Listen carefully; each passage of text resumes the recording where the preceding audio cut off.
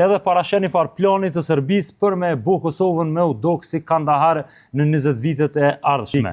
Me këtë do të arrijmë që t'i ndajmë shqiptarët të cilët jetojnë jashtë shteti, kryesisht në Zvicër dhe Gjermani, ku jetojnë shqiptarët më të pasër dhe më të fuqishëm të cilët e kanë përkrahur rrugovën. Në akt akuzën e prokurorisë speciale ndaj Fatmir Shehollit, që e kemi siguruar se po dyshohet për disa vepra penale, si spionazhit dhe shantazhit, është edhe një pjesë në akt akuzë ku prokuroria ka gjetur një fotografi me një mbishkrim i cili shkruhet Top Secret 2, është tekst në gjuhën serbe, edhe i njëjti pra e paraqet një farë përmbajtje të karakterit konfidencial sipas akt akuzës që e ka bu prokuroria, edhe paraqet një farë planit të Serbisë për me bu Kosovën me u dok si Kandahar në 20 vitet e ardhshme. Ta lexojmë bashkë, domethënë është dokumenti në gjuhën serbe, pastaj e ka përkthy prokuroria, pra është në dosjen e prokurorisë këtu në akt akuzë.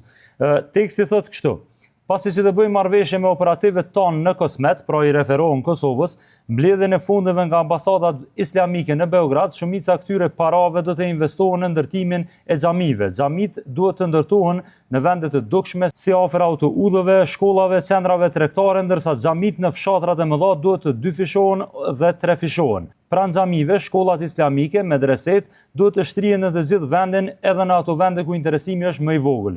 Fëmijë dhe të rritur duhet të barten nga vendet ku feja është më rëndësishme se kombi, si nga vendet Mitrovic, Vushtre, Kaçanek, Dragash dhe Prizren. Krahas operativeve shqiptare, kontribut të madh do të japin edhe njerëzit tonë nga Macedonia, Bosnia dhe Sanxhaku, duke përfshirë romët dhe ciganët, të cilët janë të gatshëm të punojnë për ne dhe të aktivizohen në islam.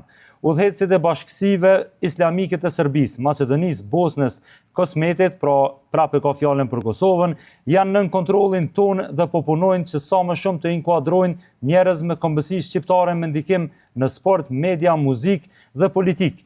Edhe në disa parti politike kemi njerëz tanë të cilët punojnë për ne dhe të cilët e përkrahin fuqishëm islamin dhe të cilët janë të lidhur me udhëhecit islam, të cilët janë të duke shpërndar islamin edhe në vendet ku nuk ka pasur kur xhami.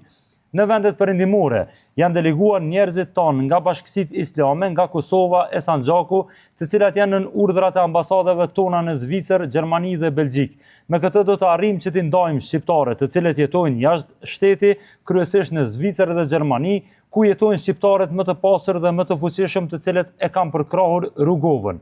Poshtë në Kosmet, pra në Kosovë, duhet të krijohet atmosfera ashtu që njerëzit të ndjehen sikur po jetojnë në një shtet të huaj, kështu që një pjesë e rinisë do të ikë jashtë Kosovës dhe një pjesë do të vendosin për fenë islame. Pas 20 viteve, Kosova do të duket si Kandahar. Fuqitë perëndimore do të ndryshojnë mendimin për Kosovën dhe kështu do të vendosin përkthimin e Kosovës në jurisdiksionin e Serbisë. Kur kjo të arrihet, Serbia do t'i ketë duart e lira të përsërisë për ndjekjen e shqiptarëve në Turqi, mirë po këtë herë jo përmes forcës, por përmes udhëhecësve fetar për punësim dhe duke i ofruar superkushte për migrim në Turqi. Për këtë, Serbia ka dritjen jeshile nga shteti i Turqisë.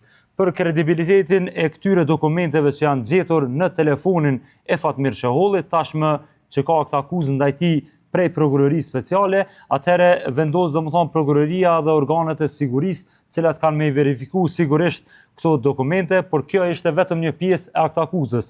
Në Gazetën Nacionale gjatë ditës kemi pas mundësi me përcjell pjesë të ndryshme të akt akuzës së prokurorisë speciale ndaj Fatmir Shehollit, akt akuzë kjo që e kemi siguruar prej burimeve tona.